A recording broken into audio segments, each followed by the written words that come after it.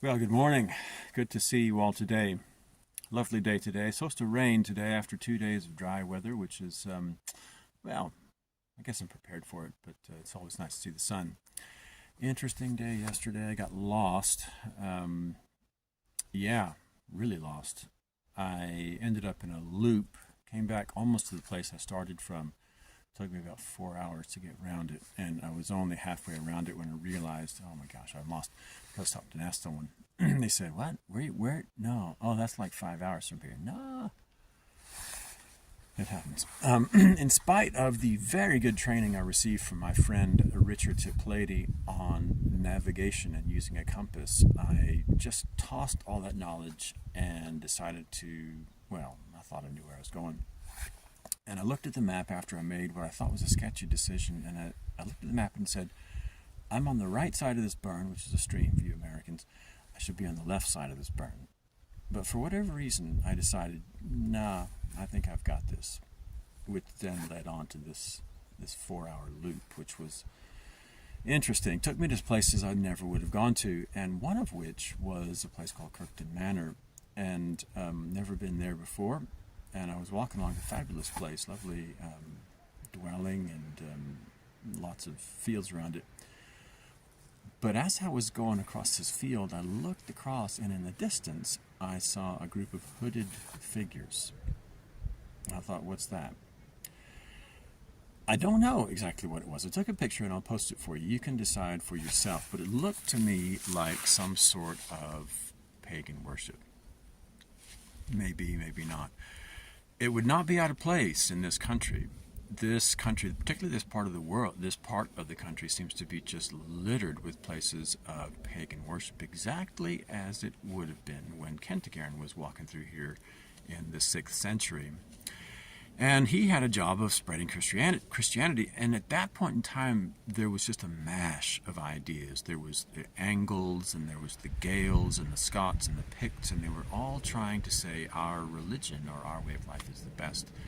Kentigern said, no, it's Christianity, it's Jesus Christ, the Savior. And he was successful to a degree. It's certainly his name that's most seen around these parts, but the ruins of these ancient pagan sites are still there. Now, one of the things that happened with Christianity was when the local chieftain was converted to the faith, the place, which had formerly been a pagan worship site, became a Christian worship site, and a church was often built on the very site where the pagan worship used to be. But the pagan worship place wasn't there by accident. It was there because it was a place of high energy, a place they had literally used a divining rod to find usually what was an underground stream or a place of, magnetic activity. And that's where they built their pagan sites. And then the church came in and said, right, we'll have that for ourselves. And that's what Kentigern was up to. Now, I visited Stovall Kirk yesterday, which I'll give you a picture of that, and told you that mistakenly I realized that where Kentigern baptized Merlin there. And Merlin is a whole other story. But I was mistaken about that, or the lore is a little bit sketchy. That long ago, it's a little bit mixed up. Anyway, I'll post a picture of the real description of what happened at Stovall Kirk. More than likely, it was an open-air debate between Merlin and between Kentigern about whose way was right, the pagan ways or the Christian way. For me, it's a simple choice. The pagans are worshiping creation.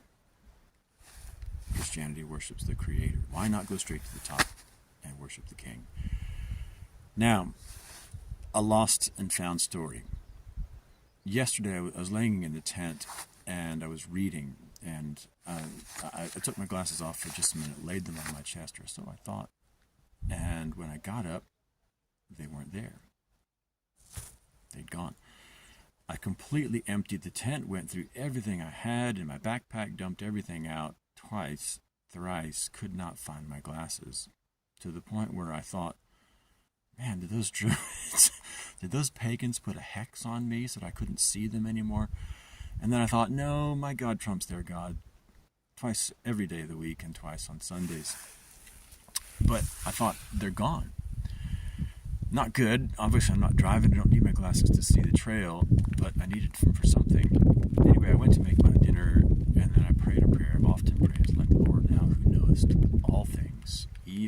whereabouts of the glasses of thy silly servant? Could you reveal that to me? I kid you not, 5 minutes later, I was crawling across the grass to get something, and there they were laying in the grass, untouched, unstepped on, which was my worst fear.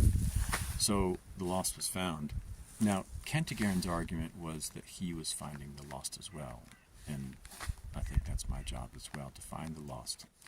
People who have gone off-piste, who've decided, I'm going to go this way, I'm going to ignore the map, I'm going to stay on the right side of the burn when I should be on the left side of the burn. That was Kentigern's whole thing. And today in Britain, I think we have the same kind of a mash of religious ideas, and there's no one religion that trumps the others these days. Sorry, Americans, to use that word, sore spot. So we just have to keep trying, making the most of what God has given us, taking a lesson from the birds. I love the bird song out here. You hear them first thing in the morning. They just seem like the happiest little creatures in all the world. And I'm pleased to share this space with them. The background is what I think is a scout hut in the middle of nowhere. So that's enough for now. I'm heading to Broughton, hopefully for lunch, and then over to Biggar to spend the night with a Church of Scotland colleague in his ridiculously large Church of Scotland manse, one not unlike my own, that were originally large, get this, for hosting overnight ministers who were traveling. Not a bad idea. Thanks, bye.